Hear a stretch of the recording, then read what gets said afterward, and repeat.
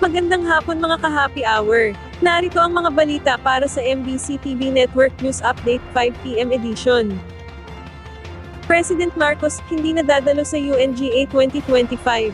Nagpasya si Pangulong Ferdinand Marcos Jr. na hindi na dumalo sa United Nations General Assembly 2025 na gaganapin sa New York City sa susunod na linggo. Ayon sa Presidential Office Secretary Dave Gomez na nais ng Pangulo na matutukan ng mga lokal na issue sa bansa, itinalaga na lamang niyang dumalo ang kalihim ng Department of Foreign Affairs. Ito na ang pangatlong sunod na taon na hindi dumalo ang Pangulo sa UNGA, na ang una ay noong 2023 at 2024. Ang 80th sessions ng UNGA na nagsimula noong September 9 ay may iba't ibang aktibidad ay ang General Debate mula September 23 hanggang 27.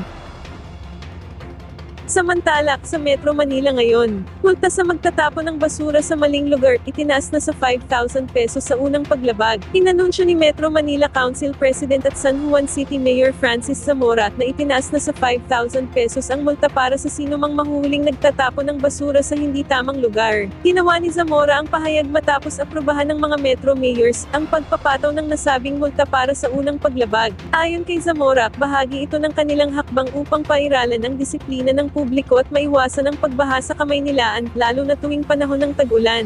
Upang maisakatuparan ito, ani Zamora, aamyendahan ng mga lokal na pamahalaan ang kani-kanilang ordinansa upang matiyak na nagkakaisa sila sa pagpapatupad nito. Gayunman, nilinaw ni Pateros Mayor Gerald Herman na mananatili sa 2,500 pesos ang multa sa kanila dahil sa nananatili silang municipality. Whether it's big or small, the fact is, dapat ang mindset natin, huwag magtapon ng basura, di ba?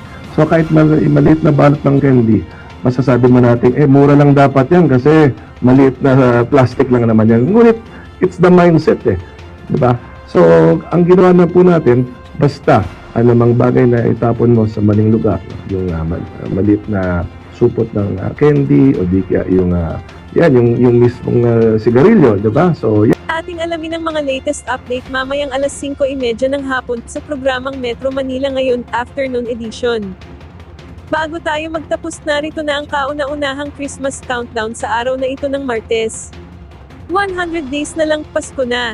At yan ang mga balita para sa MBC TV Network News Update 5 PM edition. Samahan ninyo kami bukas mula alas 9 ng umaga hanggang alas 5 ng hapon.